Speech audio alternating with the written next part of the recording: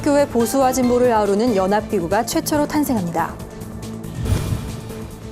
새롭게 출범할 한국교회 연합기구의 계획과 전망을 짚어봤습니다. 한국교회 분열의 역사를 돌아보고 교회 일치와 연합의 의미를 조명했습니다. 한국교회 연합을 향한 교계 지도자들의 목소리를 들어봤습니다. 안녕하십니까. 구티비 뉴스입니다. 올 한 해 한국교회의 가장 큰 과제였던 연합기관 통합 문제가 2016년을 불과 며칠 남기고 극적으로 합의에 이르렀습니다. 한기총과 한교연 그리고 보수와 진보를 아우르는 최초의 연합기구가 탄생하게 됐는데요. 오늘 구티비 뉴스는 특집 기획으로 한국교회 총연합회 출범 소식과 그 의미를 짚어봅니다. 먼저 합의에 이른 과정을 정원희 기자가 정리했습니다. 주요 교단장들이 교회연합 추진을 위한 7개 교단 모임을 갖고 한기총 한교연 통합을 넘어선 한국교회 연합기구를 출범키로 전격 합의했습니다. 양기관을 중심으로 교단장회의 23개 회원교단이 참여하는 가칭 한국교회 총연합회는 2017년 1월 9일 정동제일교회에서 출범 예배를 드립니다. 한교총은 2011년 분열된 한기총과 한교연 간 통합을 넘어 양기관 어디에도 속하지 않던 예장합동과 기감까지 합류하면서 역사적으로도 큰 의미를 갖게 됐습니다.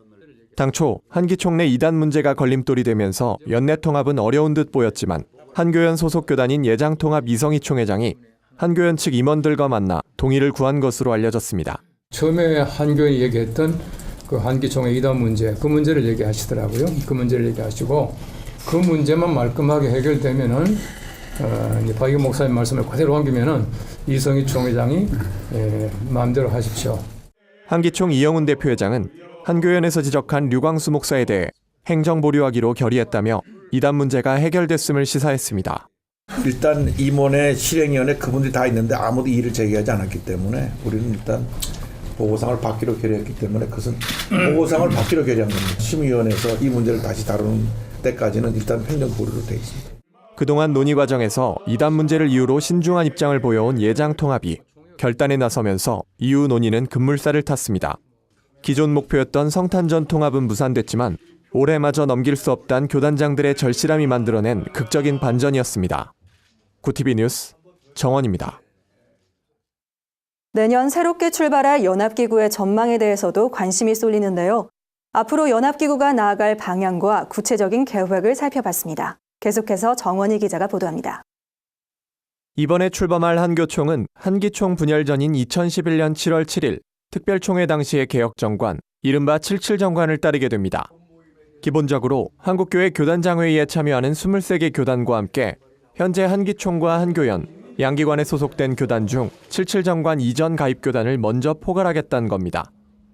정관 개정 이후 들어온 교단에 대해선 조사와 심의를 거쳐 가입 여부를 결정할 예정입니다. 이럴 경우 논란이 됐던 한기총 내 이단 문제 역시 향후 조직을 이끌어갈 7개 교단이 함께 논의하게 되는 만큼 전혀 문제될 게 없다는 입장입니다.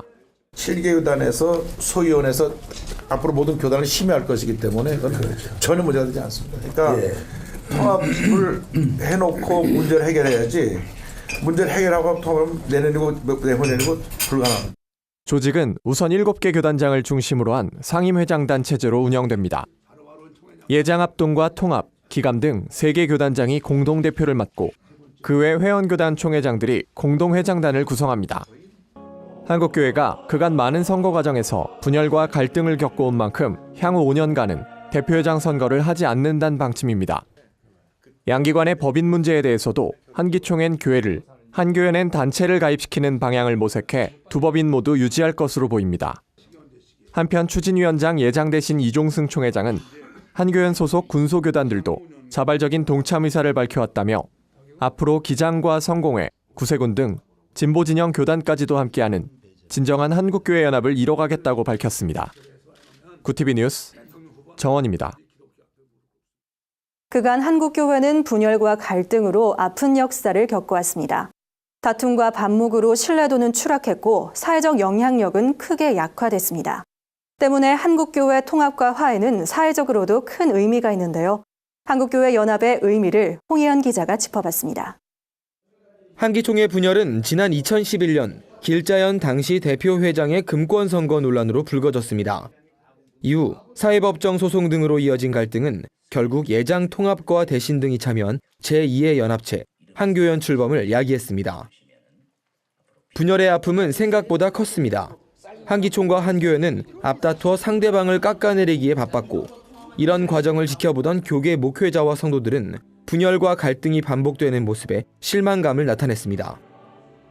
두 기관의 분열은 한국교회의 사회적 신뢰도를 깎아내리기도 했습니다.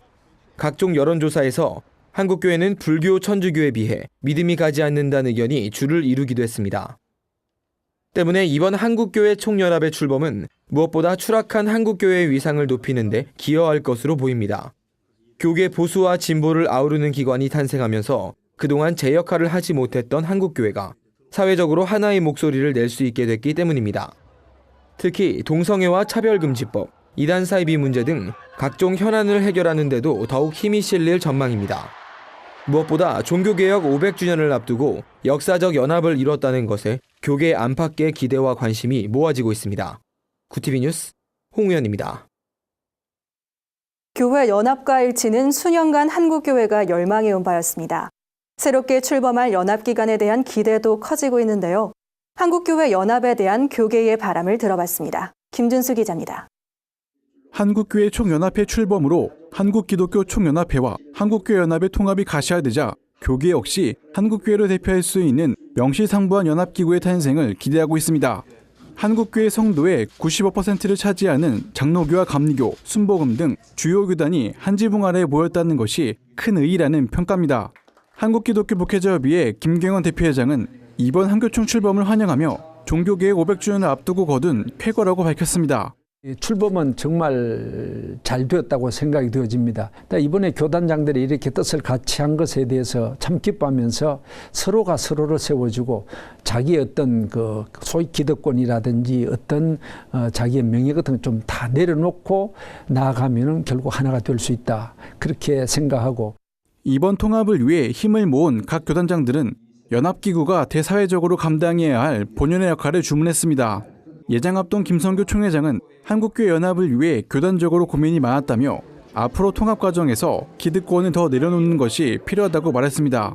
기독교에 대한 감리의 전명구 감독회장은 한국교회가 하나 됨으로써 사회 통합에 중심적 역할을 할 수 있을 것이라고 기대감을 전했습니다.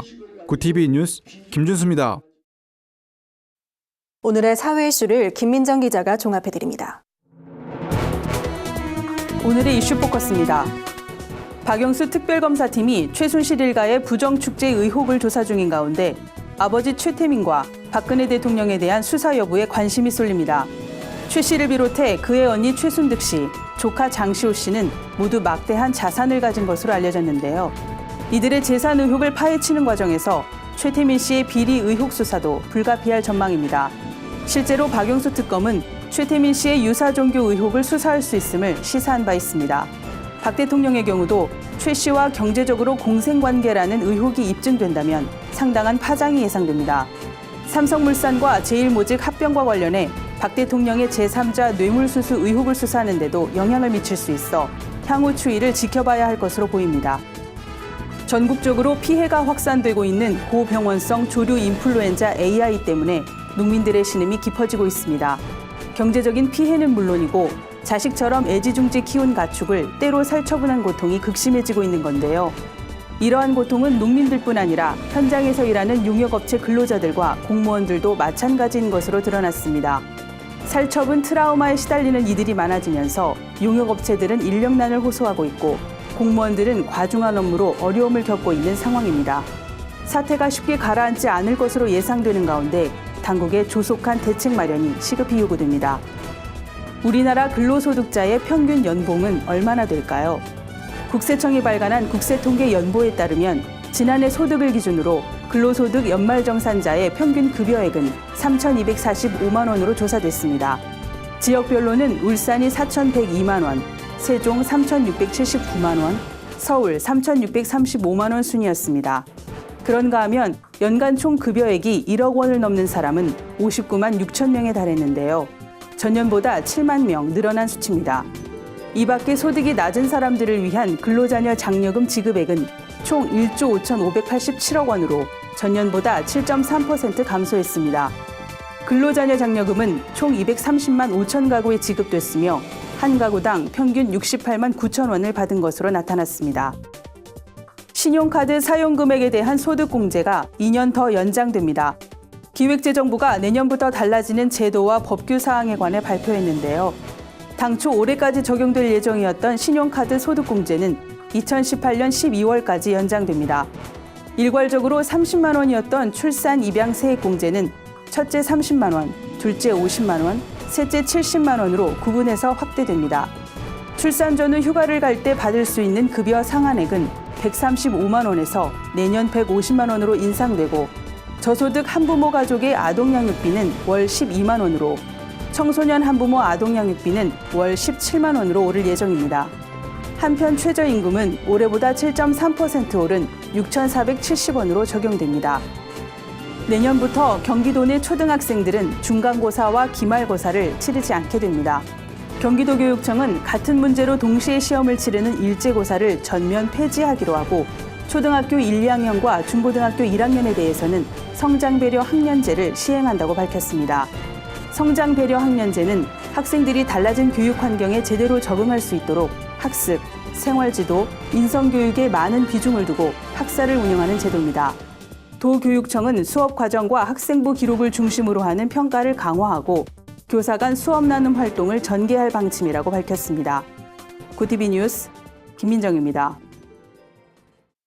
세상 속 크리스천들의 다양한 이야기를 만나보는 시간입니다.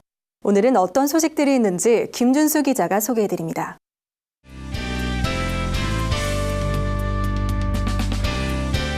(2016년도에) 전해드리는 마지막 레포난의 교회입니다. 오늘의 첫 소식은 위대한 하나님의 꿈을 노래하는 찬양 사역자들의 모임인 빅화이어 이야기입니다.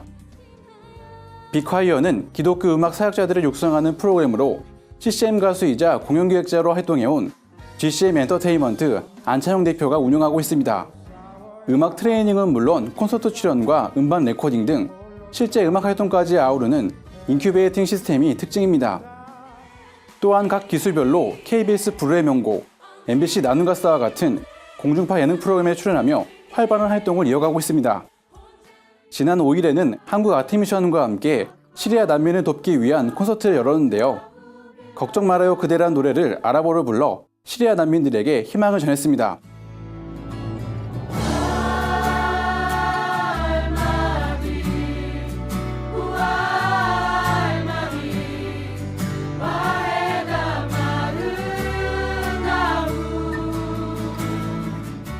빅화이어는 이달 말까지 보컬 디렉터반을 모집하는데요. 각자의 교회에서 예배와 찬양을 세워가기 원하는 성도라면 누구나 지원할 수 있습니다. 흥겨운 음악과 함께 2016년 한 해를 마무리하면 어떨까요? 30일 기독교 복합문화공간 나냐의 옷장에서 금요 라이브 정기 공연이 개최됩니다. 나냐의 옷장은 재즈, 인디, 대중가요 등 장르를 가리지 않고 다양한 영역에서 활동하고 있는 탁월한 크리스천 뮤지션들을 소개했습니다.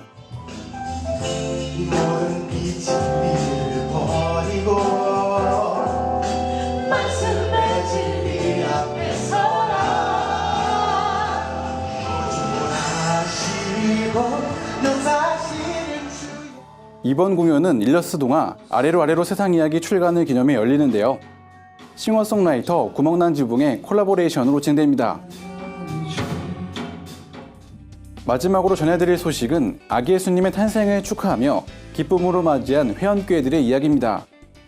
한중산안교회는 한국에서의 고달픈 생활로 힘들어하는 중국 동포들을 위해 2016 송년성탄 문화축제를 개최했습니다. 성탄 축하 발표회를 개최한 광은교회는 어린이들의 깜찍한 찬양과 율동으로 성탄절의 주인공인 예수님의 탄생을 기념했습니다.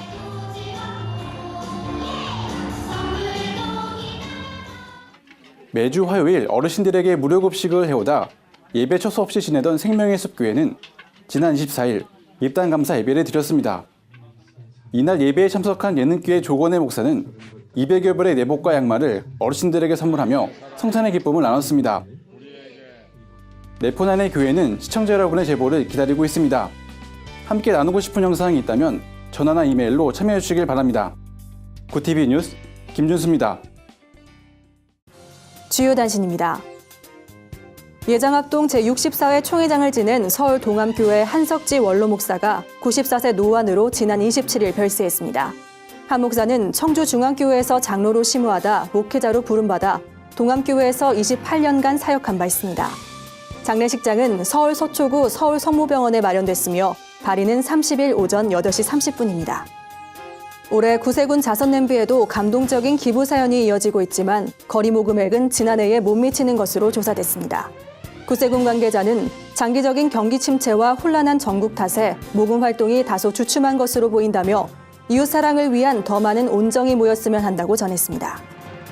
서울 동대문구 동암교회가 1억 5,500만 원 상당의 쌀을 어려운 이웃을 위한 사랑의 쌀 나누기에 기부했습니다. 동암교회는 2007년부터 10년째 사랑의 쌀 나누기로 사회공헌 활동을 이어온 바 있습니다. 청어람 ARMC가 다음 달 5일 서울 성북구 성북중앙교회에서 개신교는 과연 약진했는가? 종교인구 변동이 한국교회에 미치는 영향과 전망을 주제로 특별 포럼을 엽니다. 이번 포럼엔 지앤컴 리서치 지용근 대표, 실천신학대 정재영 교수가 발제자로 나설 예정입니다.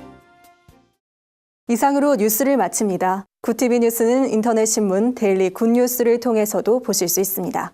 시청해주신 여러분 고맙습니다.